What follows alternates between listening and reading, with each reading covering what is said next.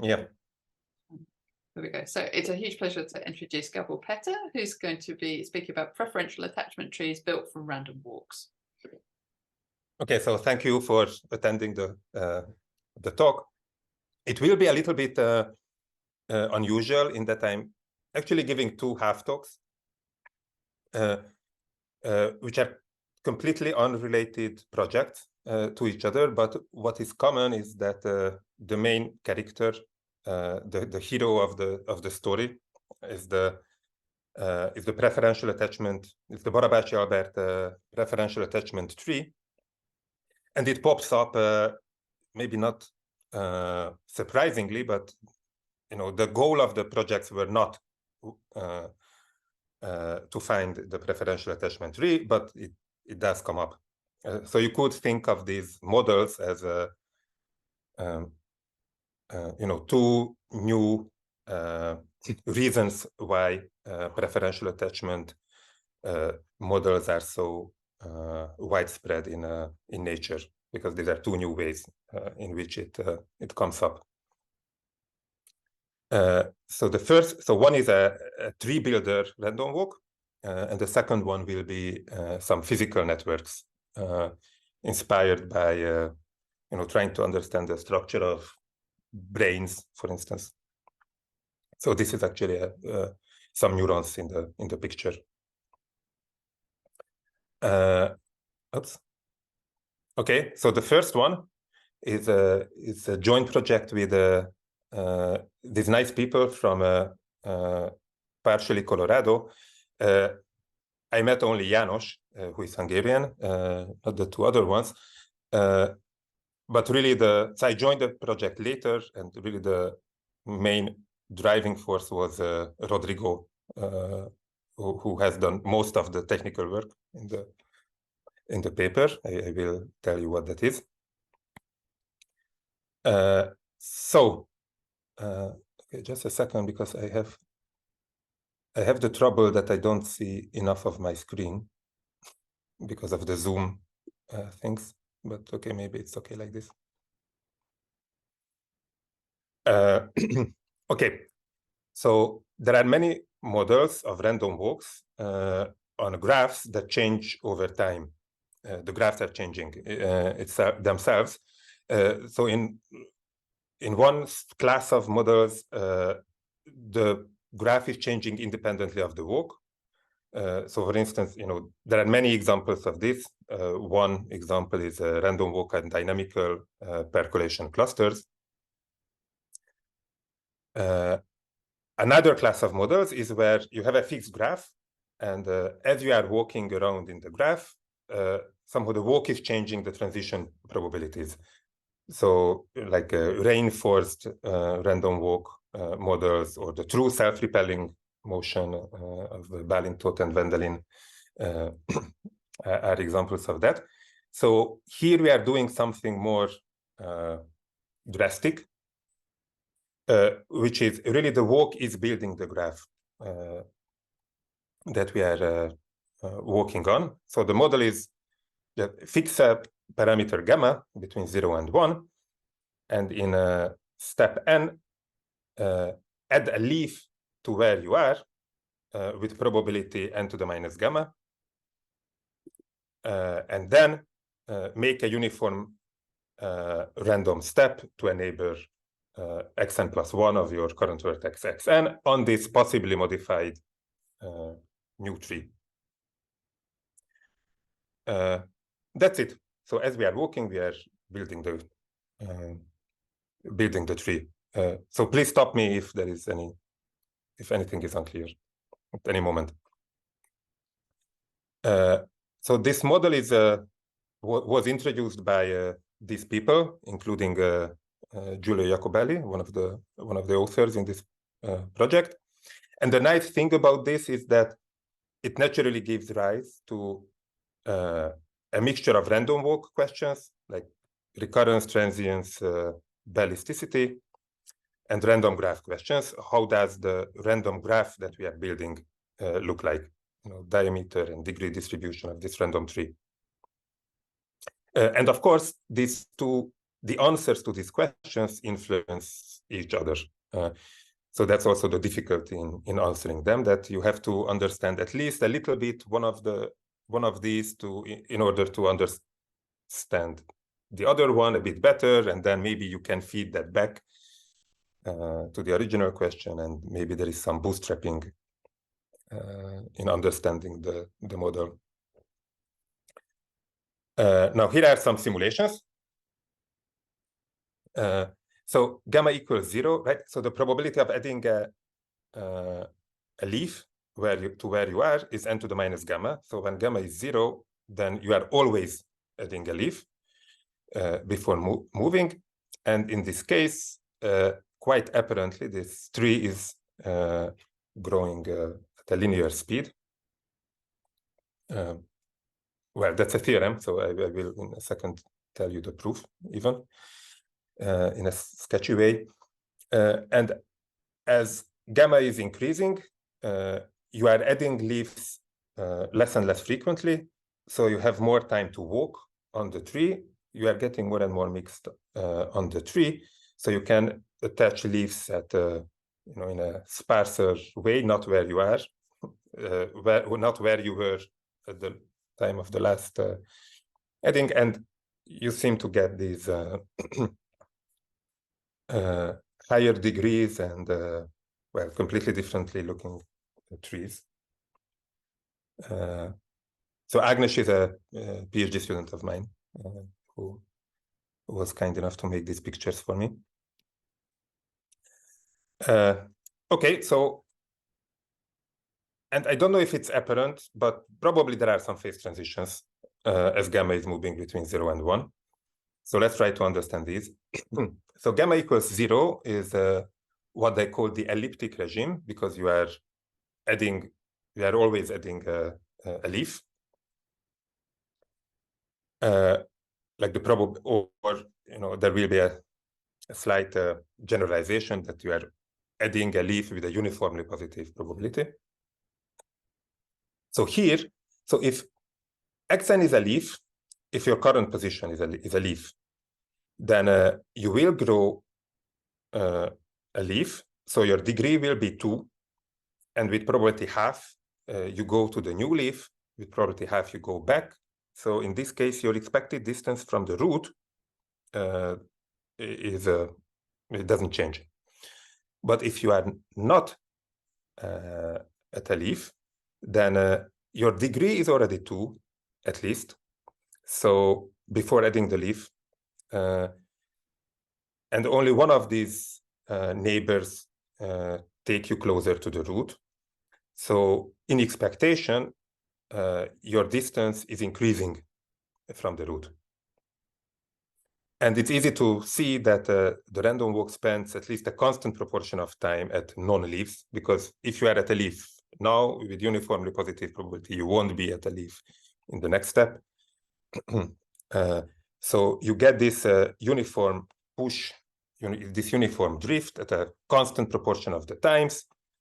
Therefore, it's easy to prove really that xn really escapes at a linear speed, so it's ballistic from the root, and that also implies that the tree that is building, you can be ballistic only if the tree underlying you is increasing linearly, so you get a linearly growing tree.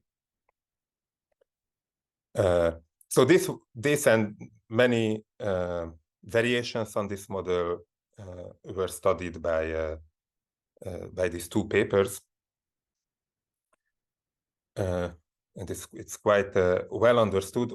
Although, for instance, if you are asking, is the speed that you are getting, is that a continuous function of this? So if you are always adding with a probability constant c, is the speed a continuous function of this c? Is it monotone?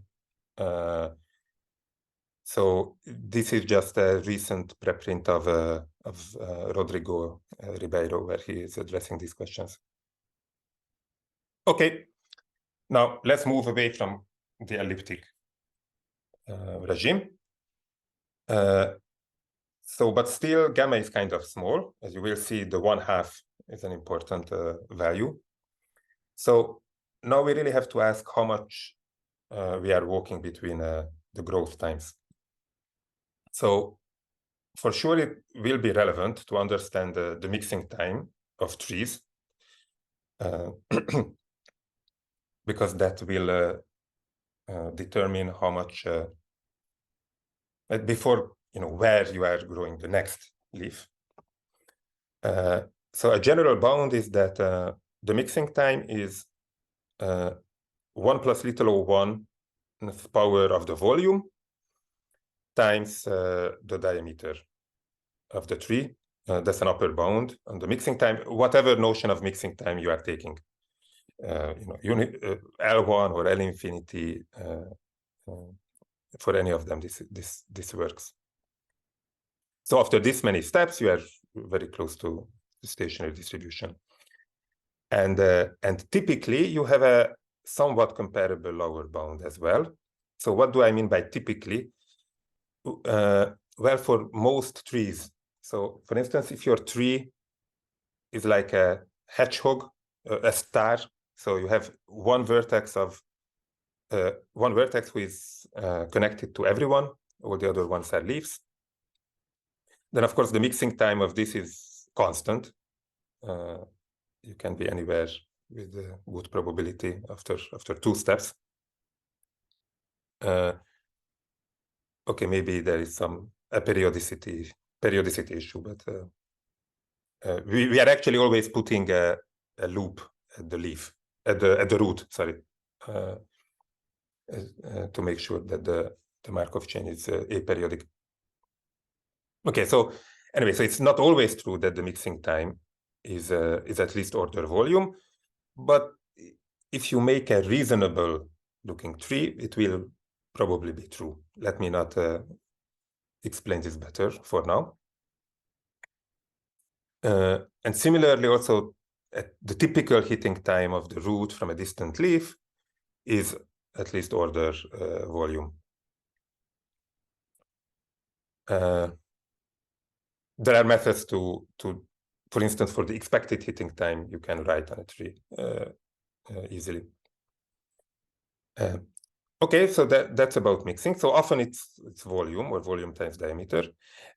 Now, I will call one stage in this tree builder random walk the walk between growth times, between growing 2 leaves. So by time n, because the adding probability is n to the minus gamma, we have added about n to the 1 minus gamma leaves. So the volume is at time n is about n to the 1 minus gamma. And the length of this, so we have seen roughly n to the 1 minus gamma stages, and the length of such a stage is about n to the gamma. Sorry, I didn't press the right button. Okay, now you can already see what is why is gamma equals 1/2 important. So when gamma is less than 1/2, then the length of a typical stage is n to the gamma. That's much less than the volume of the current tree that we have, the n to the 1 minus gamma. And in particular, if the tree looks reasonable, then this is a lower bound on hitting time of the root. So the chance that the random walk hits the root within the stage should be much smaller than the stationary distribution of the. Okay, it's not exactly 1 over volume, because if the root has high degree, then it's not. But anyway, so you can try to argue that the probability of hitting the root is less than 1 over volume, and or much less than 1 over n, and so this should happen only finitely often. So you just don't have enough time between between growth times to reach the root. It happens only finitely often that you reach the root, and this is what we mean by transience. So in general, it's right. You need some definitions because this is not a fixed Markov chain. The tree is growing. What exactly transience and recurrence means?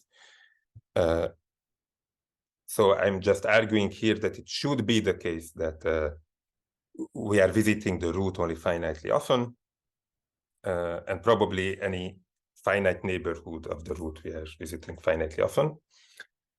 Now, if this argument wasn't well baked for you, it's not an accident. There is no argument. Nothing has been proved about this regime. There is this chicken or egg situation here, where I was writing this on a typical tree. You have this mixing time, that hitting time, but if you don't know anything about your tree, then you don't know anything about the random walk, so you cannot know that what is the is your tree typical on which you are walking. So it's not known that for gamma less than 1/2 you have transience. We definitely expect this. Okay, how about beyond 1/2? So okay, so these are just I'm recalling the bounds that I had before. So by time n, we have n to the 1 minus gamma stages. That's the volume. The length of this stage is n to the gamma, and the mixing time is of order volume times diameter. Now the hope is that because the length of the stage n to the gamma is now much larger than the volume, then maybe we are quite well mixed already within a stage, and therefore where we are gluing the next leaf will be kind of well spread. The tree is therefore more balanced. It's growing in a more balanced way. Hence, its diameter should be small. Hence, this diameter factor in the mixing time is small. So it shouldn't affect the mixing time too much. And maybe we can actually run this argument somehow, again, in this circular manner. So somehow you have to break this chicken and egg thing. So for here, there is this key proposition that was really proved by Rodrigo, one of the authors, is that, so this is independently of this argument that I have sort of been telling you. The key proposition is that for gamma bigger than 1/2, indeed the diameter is volume to the power little o of 1. So it's sub-polynomially large with high probability. And therefore, the mixing time is really volume to the 1 plus little o 1. And then the basic structure of the argument is that, well, what is the probability that the kth stage is smaller than the mixing time? Well, at the kth stage, the volume is k. So the mixing time is k to the 1 plus little o 1. At time, so the kth stage is at time k to the 1 over 1 minus gamma. At this time, the probability of attaching a leaf is to the power minus gamma. So this is the probability of attaching a leaf at each step. So the probability that within these roughly k steps it happens is this product, which is this k to the 1 minus 2 gamma divided by 1 minus gamma. And here, so if gamma is between 1/2 and 2/3, then this probability is already small, but the power is less than 1, which means that it happens, so the probability that the that the stage is shorter than the mixing time is small, so typically it doesn't happen. However, I mean, the stages are independent from each other, and this is not summable, so it still happens infinitely often. While when gamma is bigger than 2/3, then the exponent is bigger than 1, I mean, with a negative sign. So it is summable in K, so it happens only finitely often, which means that sort of, right, that we are well mixed already in all of the, after, so it only finitely often happens that we are not well mixed before attaching a leaf. Therefore, the process should be very similar to always attaching a leaf to the stationary, according to the stationary distribution of the current tree, which is exactly, right, we are doing simple random walk, so the stationary distribution of the tree is just according to the degrees, it's proportional to the degrees, and that's exactly the classical preferential attachment tree model, that you are attaching a leaf according to the degrees, according to the current degrees. So we should see something like preferential attachment when gamma is bigger than 2/3. But if you want to do an actual proof, there's an additional issue, which is, okay, so at the mixing time, you are close to stationarity, but that doesn't mean that mixing has happened. You cannot just pretend that you are in the stationary distribution after a time which is after the mixing time. There could be some error, and these errors could build up, and maybe it deviates you from this preferential attachment picture. So you still have to do something. But okay, so what can you do? So when okay, sorry, one more thing. So, but even when gamma is between 1/2 and 2/3, right? So the probability that you are not well mixed is small. So even if it happens infinitely often, typically you are well mixed. So still probably it should be close to some preferential attachment tree. So what can you actually prove? So for every gamma bigger than 1/2, you can prove that actually from anywhere in the tree, doesn't matter how it looks like, from anywhere the probability that you hit the root before the next growth time is uniformly bounded away from 0. Therefore, it happens infinitely often. So you do hit the root infinitely often, you get recurrence. So that's true. That was actually proved before us. Now, for gamma bigger than 2/3, you want to say that the fact that the mixing is larger than the growth, than the case stage only finitely often, that should mean that growth happens at a stationary vertex from some random time on. Hence, it is the Barabasian preferential attachment tree. But because it happens from some random time on, it's the preferential attachment model started from a certain random tree. So this is what you want to prove, and the key tool for this is this very nice notion. It's kind of well known, but not everyone knows it. it's due to Aldous and Diaconis. It's called optimal strong stationary times.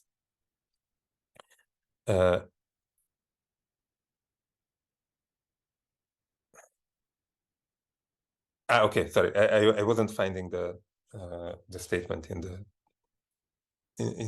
in this key tool. So so the statement is that for any finite Markov chain with a unique stationary, so you assume that it's irreducible and aperiodic. For any, so for any starting state x, there is this optimal strong stationary time, eta x, which has the property. So stationary stopping time means that when you stop at this stopping time, you are in the stationary distribution. Such a thing is very easy to produce. For instance, you pick a random vertex according to the stationary distribution, and independently of that, walk until you hit that state. Then you are in the stationary distribution. So that's easy. Strong stationary time means that even if you condition on the value of the stopping time, so if you condition on eta x to be t, even then the distribution is the stationary distribution. So this was clearly not the case for this naive stopping time that I said, because if it is the case that you hit this random vertex early, that means that you were probably lucky in choosing the vertex. So actually, it's closer to your starting position than it should be at stationarity. So there's definitely not a strong stationary stopping time. One example of a strong stationary stopping time is that on the cycle, you are running until the cover time, until you have visited every vertex. And if you think about it, it's quite amazing. You are at the uniform distribution. It happens uniformly on the cycle, no matter when it happened. Okay, so it's easy to see that such a strong stationary stopping time cannot happen very quickly. So the probability that it so the tail distribution, the probability that it didn't happen by time t is at least the separation distance at time t, which is some notion of distance from stationarity, somewhere between L1 and L infinity. Never mind what it is exactly if you don't know. Some nice distance. So it's always at least, and the word optimal is that there is actual equality here. And the theorem is that for any finite aperiodic Markov chain, there is an optimal strong stationary stopping time for any starting state x. Okay, where did I lose you?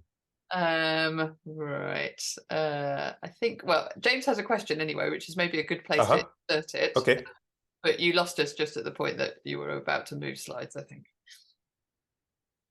It may not be a very important question. I was just wondering whether the cover time on the cycle is really a strong stationary time. It's a stationary time, but I think if it happens as quickly as possible, then that means you must have gone all the way around the ring in one direction and finished next to where you started.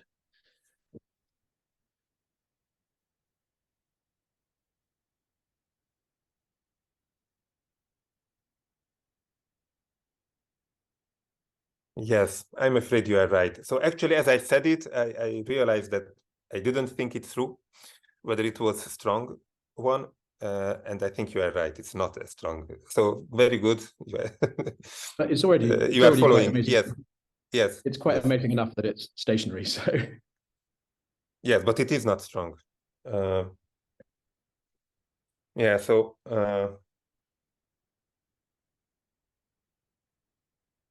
Yeah, so the usual, actually, the official example of strong stationary times. So I think right on the hypercube for lazy random walk on the hypercube, the first time you have touched every coordinate, that's a strong stationary time.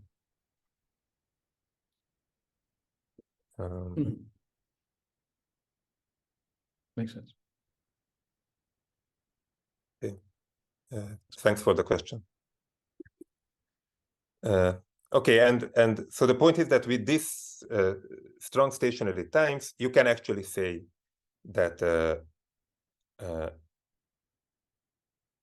after some finite random time onwards, really the strong stationary times always happen before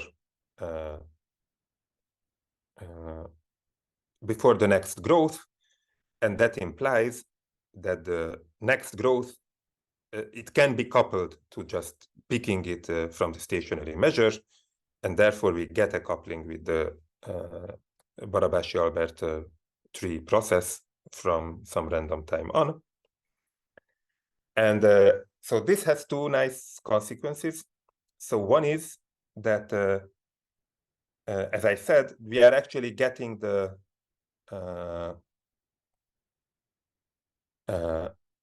this is a way to get the preferential attachment process from this completely local mechanism of walking around the tree. And the other nice thing is that whatever almost sure asymptotic result you have for the Barabashi-Albert tree, you can just transfer it to our tree built by the random walk. So for instance, the diameter divided by log n converges to some constant that can be calculated. The distance of a uniform okay, so yes, I think it's a uniform vertex, not from the stationary distribution. Okay, I'm confused now. I think it's a uniform vertex divided by log n that converges to 1/2. The maximum degree is square root of the volume, again with a limit distribution, and the degree distribution, so the proportion of degrees, sorry, the proportion of vertices in the tree with degree k. dk is like basically k to the minus 3. So you have all these results for this tree building random walk as well. Okay, so basically these are the results.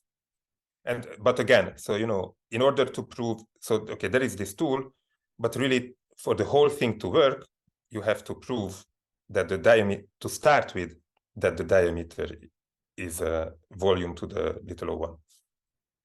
So that's how the most of the work is.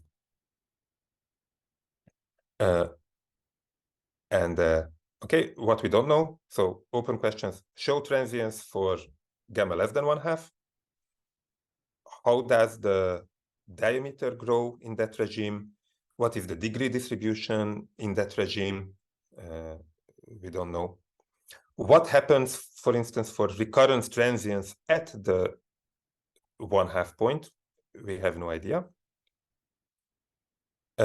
In this intermediate, I don't know, some regime between 1/2 and 2/3, where you can prove that the process is not the Barabashi. You can distinguish the process from the Barabashi-Albert tree process, but still it happens rarely that you are not attaching a new leaf according to the stationary distribution. So it should still have Barabashi-Albert-like statistics, but how do you prove that? And you can also look at things like the scaling limit of the height of the random walker from the root. So by these results of Zsolt Katona that I mentioned, it's typically at Okay, actually, it doesn't matter if you are picking it uniformly or according to the stationary distribution, because both of them are concentrated around the height 1/2 log n with some Gaussian fluctuations.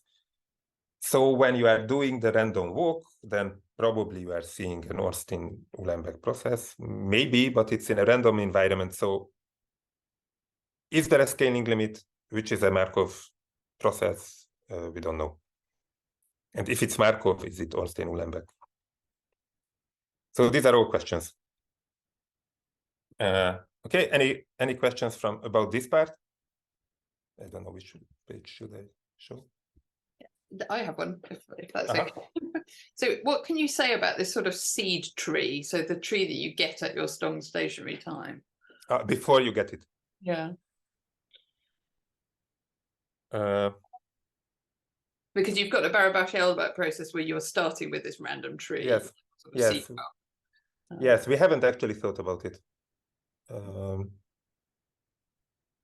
Yeah. It's a good question, especially that there are results of Miklós Rácz and maybe Nicolas Curien. Yeah, exactly. About saying that you can actually see the seed. I mean, if you look closely, I mean, many things don't matter. So these things these asymptotic almost sure results hold regardless of the seed tree. But finer things you can actually see from this, in finer, you can detect the seed. Is that a well-defined, I may have misunderstood, is that a well-defined moment when the seed exists, or? Okay, whatever. Okay, I don't know. I mean, true. Again, as I said it, I knew I was lying.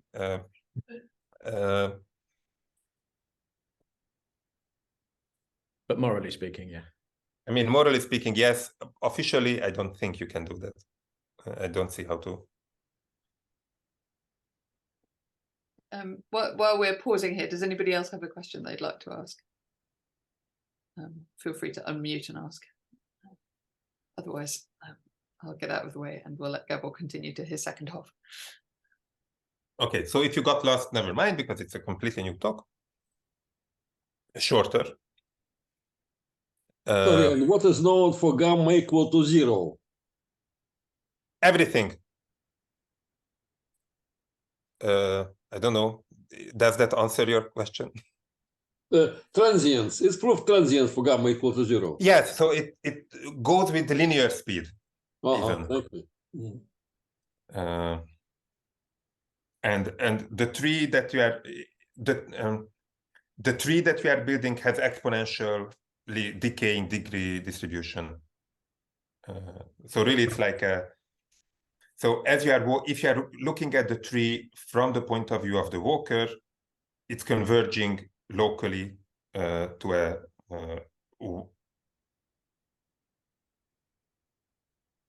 a one-ended tree.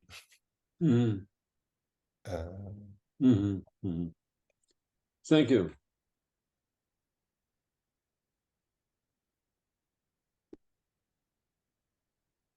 Okay, so the other one is a network of networks model for physical networks. So, okay, these two guys are Ivan and Marton are physicists, network scientists, and Sigi and Adam are probabilists. So what is a physical network? So many of you know what a geometric graph is. You have some abstract graph, and it's embedded into some Euclidean space, let's say, or hyperbolic space. But a physical network is that not only the graph is embedded, but the vertices and the edges are non-overlapping physical objects. So really, they have a physical substance. And of course, many networks in real life are like that. But there are no good models to generate such things. So if you want completely non-physical things like social networks, then the Barabashi-Albert is an example. So how do you get the models of physical networks? So there was so many people have tried to define reasonable models using balls and cubes. So for instance, you are like a version of Erdős-Rényi, where you are putting in physical edges one by one, and if you cannot put the next edge because already it would cross an existing edge, then you don't do it. Of course, in 2 dimensions, this doesn't make sense, but in 3 dimensions, it already does. So there are many examples, many models like that. But for many models, for many actual physical networks in nature, a more realistic model is that the nodes themselves are extended objects, and the links are between these nodes are the points of contact. So neurons, for instance, are large extended objects, and they are connected by synapses. So these little points here are the connection points between neurons. So we're going to define a model like that. So the vertices, so like V0 here is one vertex and V1 is another vertex. So these will be some random graphs themselves embedded in space, and the connections will be where they touch. So you can represent this embedded thing also abstractly as a graph by just contracting these big networks into single vertices, and you have these points of contacts, the edges. Okay, and actually what we are doing is that we are going to build our networks dynamically. So we have some ambient graph, like a box in ZD. And we start growing our nodes by any sort of reasonably nice random process, for instance, a random walk or self-avoiding walk or loop-erased random walk. Here I want to do, because we are aiming at modeling neurons, which are, okay, they don't have to be paths. There could be like tree-like, but definitely no loops inside. So you can think of some model of self-avoiding walk, but it doesn't have to be. It can be any random shape in what follows. So you have some piece, and then you start from a completely random second point in space and grow your neuron until it hits the first piece. And it hit here, you stop it when it hits, and in the abstract network, you have put an edge. And then you start a third random vertex, grow your neuron until you hit the existing structure. Then fourth one, grow it until, okay, this is on the torus, as you can see, and so on. So you grow this network, and because you always stop it when you hit the existing structure, you are building a tree, an abstract. The abstract graph will be a tree. Of course, you could consider more versions of this when you have more points of contact. So it's not a tree anymore, but for now we will focus on trees. Okay, and especially we are focusing on a loop-erased random walk to grow these pieces, which is defined by, so if I start from a random walk from a vertex x1, I'm walking until I hit a vertex x0, and in chronological order, I erase the loops. So, right, so there was this was the first loop that I created, I erased that, This was the second loop that I created. I erased that.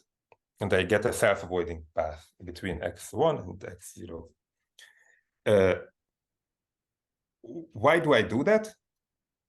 It looks, so first of all, it looks, it's not very physical in some sense. Neurons or veins are not loopless because they first create a loop and they erase the loop.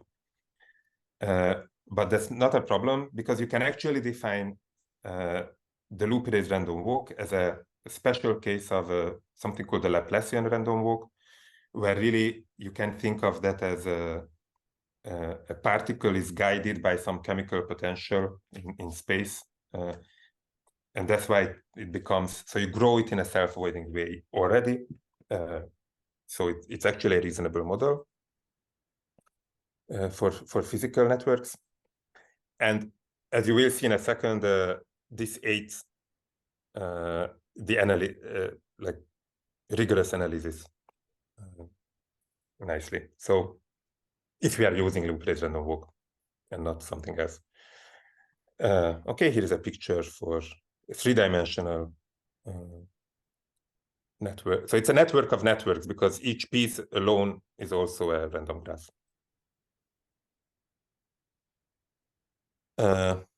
Okay, we will look at the fully packed model. So we are doing this until we are selecting vertices until every vertex in the ambient graph is covered by a neuron, but this is actually not important. You can stop it earlier if you want.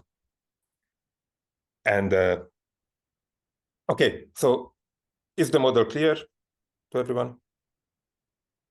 So if you're doing loop erase random walk, this is just Wilson's algorithm in this case? Yes, that's why we are doing loop erase random walk. So what Christina said was that what we are actually generating here is the uniform spanning tree of this underlying graph. So out of all the spanning trees, one is picked uniformly at random with a partition of the uniform spanning tree into these pieces, which are the neurons.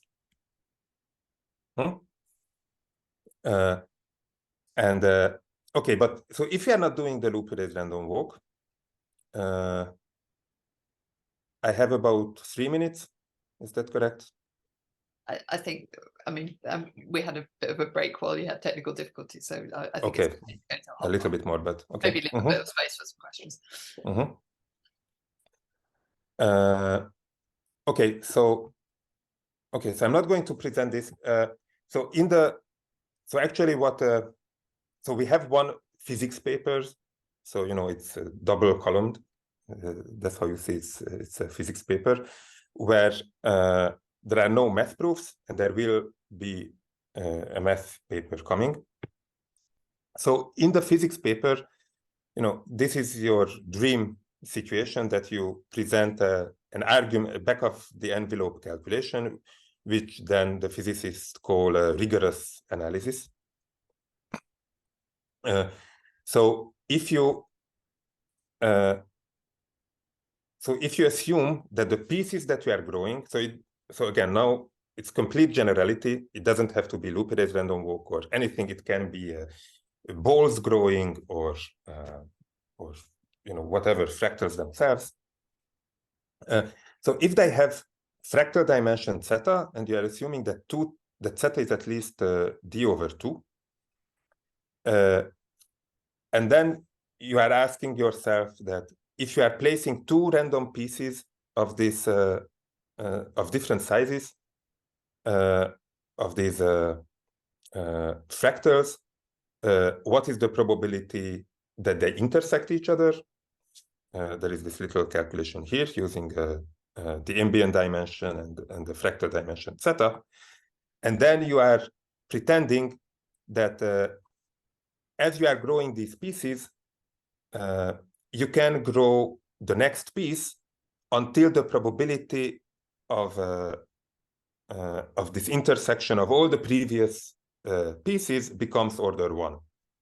And if you do that, you can write a recursion of how the sizes of these pieces grow. And and you will get that the piece arriving at time t, what is the degree of that at a later time, capital T. You get something, and from this you can calculate the degree. If you take a random vertex, what will be the degree distribution of that? And you get a number. So you get an exponent for the degree distribution, the tail exponent for the degree distribution in this analytic but completely non-rigorous way. But already what you can guess from this, so it's this k to the minus d over zeta. So, okay, so here we assume so that you know that random pieces do intersect each other with good probability, that 2 zeta is bigger than d. When 2 zeta is less than d, then you get just k minus 2 in this argument,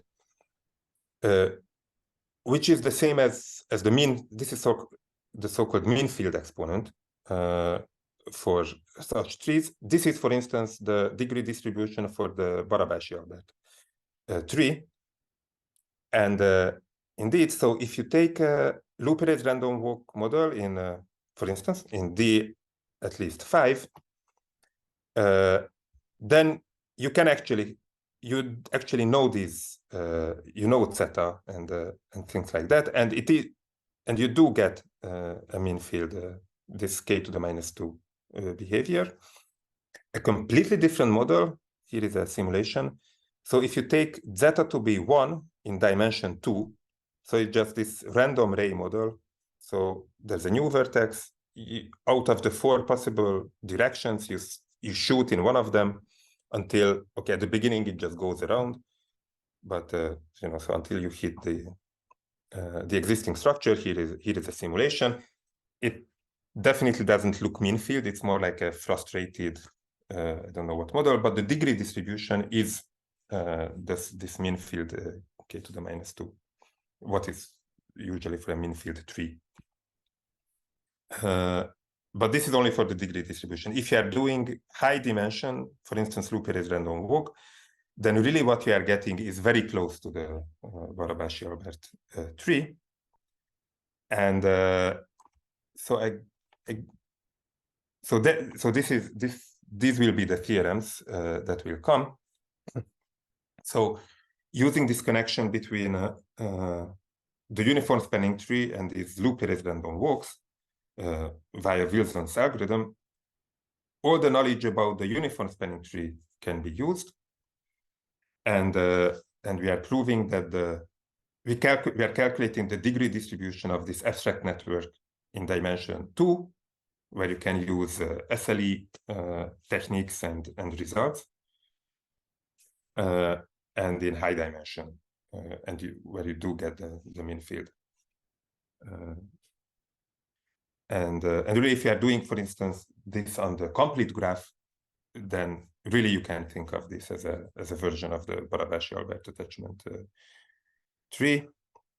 And okay, so this is just okay. You can also try to look at the scaling limit of because the uniform spanning tree has a scaling limit in some sense. So and this thing is some partition of the scaling limit. Okay, let me skip these things. One last thing that I want to say is that okay, so one moral of the story is that somehow this exclusion, this physical exclusion principle forces, you know, effectively gives a preferential attachment structure. Basically because whoever is, all the vertices that have arrived earlier, they have more space, and then later they can collect more degrees. This is basically the mechanism intuitively. So that's one nice model. There's another thing you can do, which is try to understand. So even when you are getting this mean field geometryless Barabashi-Albert-like tree, you can try to understand how the physicality is visible in this embedded structure. And one way to see that is, so you can look at the spectrum of this graph that we are getting. But so this, in this case, it's not the Markov operator, but the spectrum of the combinatorial Laplacian with a little bit of twist. So let's put conductances 1 on inside the nodes, and a small conductance W between the nodes. This is a natural thing between neurons. And look at the spectrum of this weighted combinatorial Laplacian. Now, when W goes to 0, you would think that it's basically like, you know, W is negligible to the 1 between the pieces, inside the pieces. So it's a bit like collapsing the pieces into 1 on the W scale. Right, contracting them into a single vertex, because random walk is mixing much faster inside the pieces than between.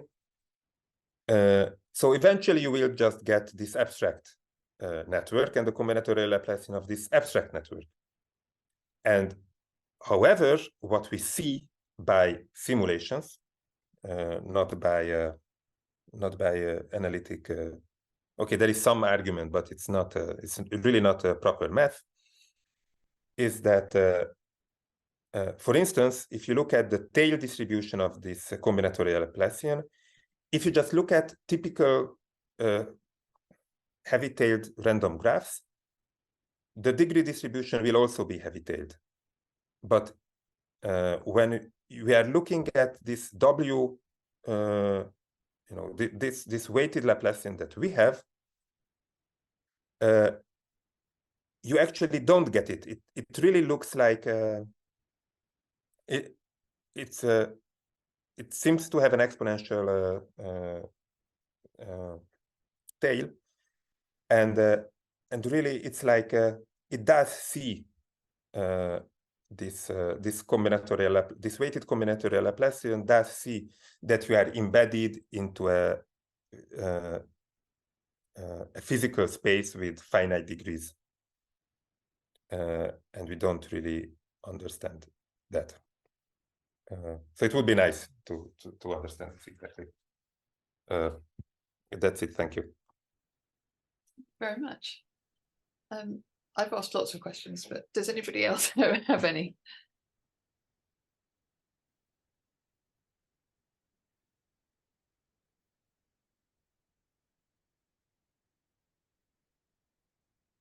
James, are you appearing because you've got a question, or just because you're appearing? Okay. Okay, I can't see anybody else wanting to ask anything. But yeah, thank you very much for a lovely pair of talks, Gábor, and I'm sorry about the kind of technical problems in the middle, but that was my fault. So no, there was lots of interesting things. It shouldn't be.